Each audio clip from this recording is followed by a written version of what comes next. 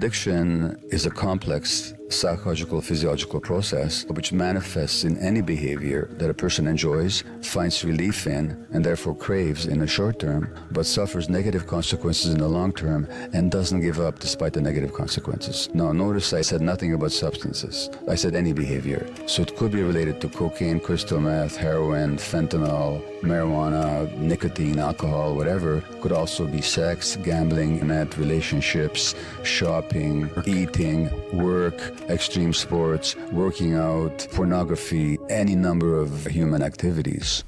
So one of the icons in treatment and care at the moment, I'm not going to speak negatively about Gabor Mate.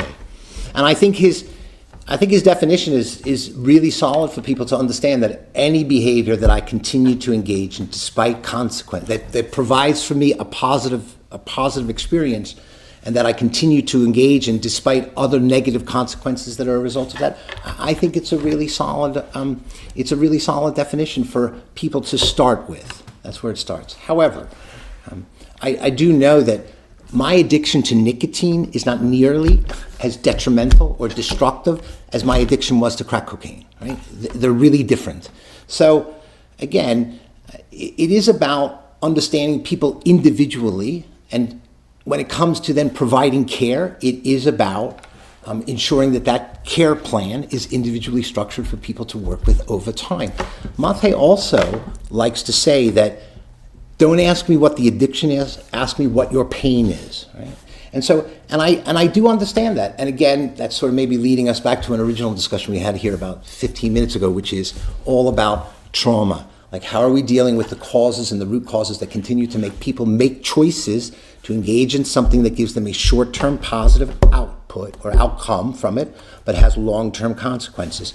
So again, I think the interesting thing about Mate is that, you know, he relates his addiction to buying classical music, and it, again, sounds quite profound. And again, in his relating of stories of that, there are some significant consequences. He does some things that are very questionable around his ethics and values as a physician, particularly in New York, about not showing up for appointments and passing things off, which I do think does give some insight for people.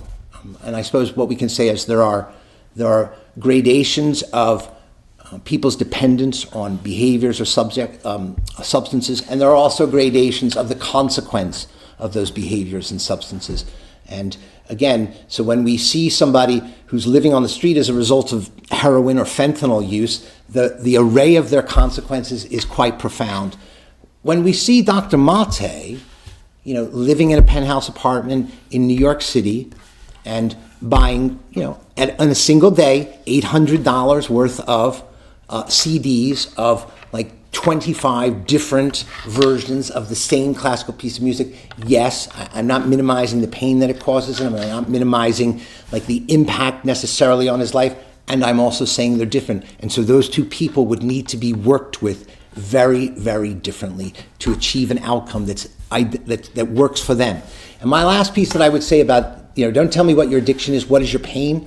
Just need to be really clear. If we're doing trauma-informed care, we don't tell people what they must do. So we don't say things like, yeah, we can talk about your heroin use, but what we really need to talk about is your pain. And you need to talk about that right now. That is not a trauma-informed approach. We can educate people to say that at some point it might be useful as you begin to evolve through the recovery process for you to address some of this stuff. And yet we know there are lots of people who experience trauma and violence in their lives that never talk about it and go on to lead lives that seemingly appear to be productive and engaged and in the community. We got to go back and look at the Vietnam experiment, right? We believed something like 90% of the Vietnam veterans that came back from Vietnam who were using heroin were going to become addicts, and our medical system was going to be flooded. The VA was going to be completely overwhelmed. And what we know is that they came back, they reconnected to their purpose, they reconnected to their families and their support systems, and the actual percentage of vets that returned to this country after Vietnam who then went on to need to be treated for heroin addiction was actually very small. If it was one of your vets, it has nothing to do with the statistics. Okay.